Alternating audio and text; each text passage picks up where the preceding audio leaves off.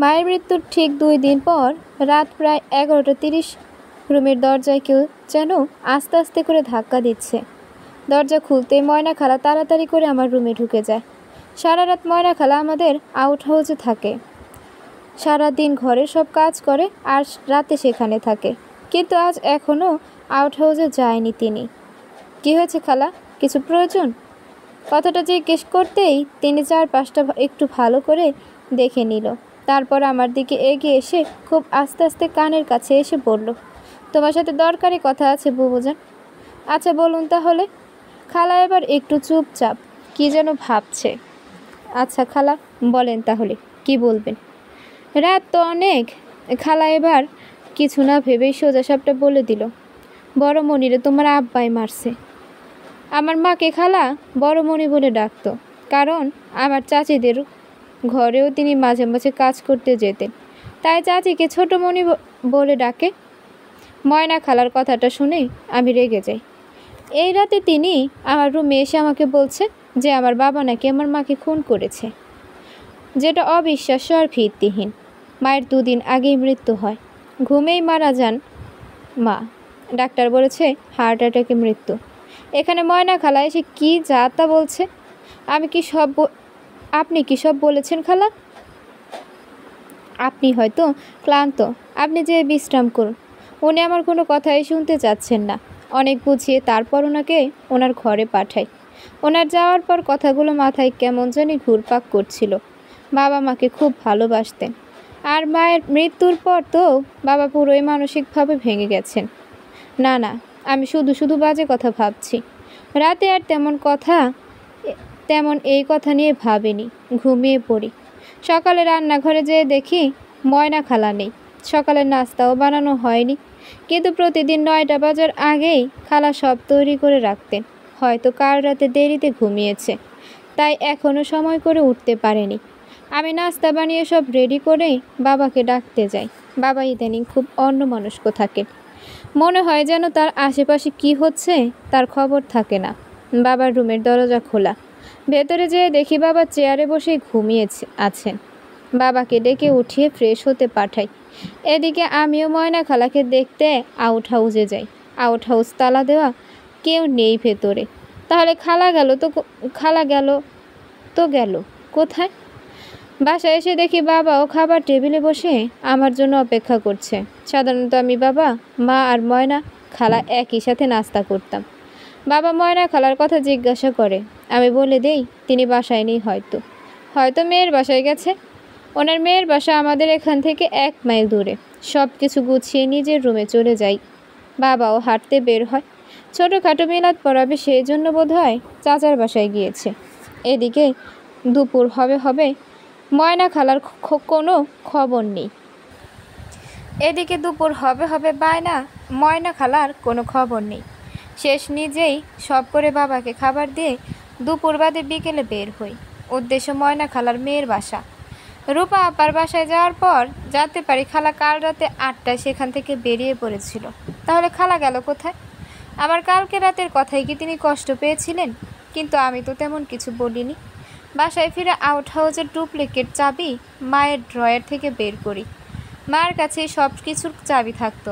Out হাউসের তালা খুলে ভেতরে ঢুকে দেখি ঘরের সব কিছুই ঠিকঠাক আছে, কিন্তু খালার রুমের খাটের উপর চাদর নেই, আর কার্পেটটাও মিসিং।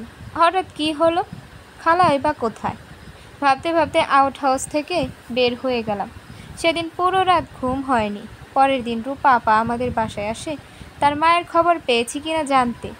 মিলাদের সময় ছিল। আমি কোনো রকম সব জোগাড় করে রূপা আপার সাথে পাশের থানায় চলে যাই। খালার ছবি আর প্রয়োজনীয় তথ্য দিয়ে মিসিং ডায়েরি করে আসি।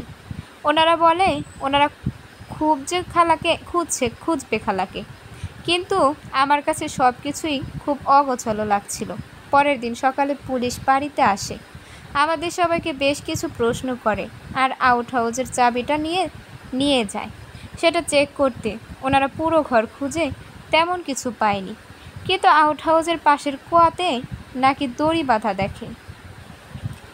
দড়িটা উপরে টানার চেষ্টা করলে খুব ভারী মনে হয়। তখন কয়েকজন মিলে দড়িটা উপরে টানার পর আমি যা দেখি সেটা খুবই সত্যি খুব মর্মান্তিক।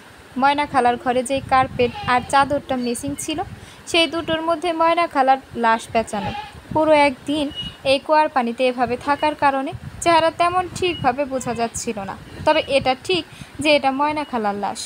পুলিশ লাশটাকে পোস্টমর্টেমের জন্য নিয়ে যায়। এদিকে আমার মাথায় কিছুই ঠিকঠাক ধরছিল না। সেদিন পুরো দিন এই একাই একটা কথাই ভাবি, কে মারলো খালাকে, কেন মারলো? আচ্ছা, খালা যেটা বলেছিল আসলে কি সেটা সত্য যে বাবা মাকে খুন করেছে? না, এটা সত্য না। আমি এটা কখনোই বিশ্বাস করতে পারি না। এই সব প্রশ্ন মাথায় যখন ঘুরপাক খাচ্ছিল, তখন এদের উত্তর আমার জানা ছিল না। সকালে বাবা আমার রুমে আসে।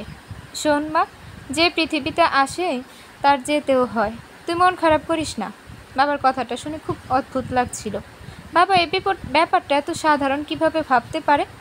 তখন আমারও বাবার প্রতি সন্দেহ কাজ করে। আমার মন বলেছিল এক, আর ব্রেন বলেছিল আরেক কথা। অবশেষে নিজের ব্রেনের কথা শুনেই সকাল হতে থানায় যাই। তাদের জানাই ময়না খালা আমাকে সেদিন রাতে কী বলেছিল আর আমার সন্দেহের কথা। তারা বাবাকে জিজ্ঞাসাবাদের জন্য সাথে নিয়ে যায়। আমি এদিকে খুব অসহায় বোধ করছিলাম। চাচা এসে আমাকে বলল আমি কিছুদিন যেন তাদের সাথে থাকি। আমি আর চাচার সাথে যাইনি। এত বড় ঘর খালি ছেড়ে এখন চাচার বাসায় যাওয়া ঠিক হবে না, তাই আর যাই না। সারা রাত নানা চিন্তা মাথায় ঘুরছে। আমার বাবা কখনোই এমন কিছু করতে পারে না, কিন্তু আসল সত্যটা কি? আউট হাউসের চাবিটা নিয়ে আবার খালার ঘরে ঢুকি। কিছু কি ছেড়ে দিচ্ছি আমি? পুরো ঘর আবার একবার ভালো করে চেক করি, কিন্তু কিছুই পাই না। ঘর থেকে বের হয়ে যাব, সেই সময় হঠাৎ দরজার কাছে থাকা দেওয়াল বাক্সে চোখ যায়। সাধারণত দেওয়ালের রং আর বাক্সের রং এক, তাই বাহিরের কেউ দেখলে সহজে বুঝবে না এখানে কোনো বাক্স আছে। বাক্সটা খুলে একবার দেখা উচিত, তাই খুলি। বাক্সের ভেতরে একটা খাম, আর সেই খামে বেশ কিছু টাকা, সাথে লেখা কাজটা হলেও আরও পাবে। কিসের কাজ আর কিসের জন্য খালা এতগুলি টাকা পেয়েছে? আচ্ছা, খাম চেনা চেনা লাগছে কেন? এটা বোধহয় আমি আগে কোথাও দেখেছি।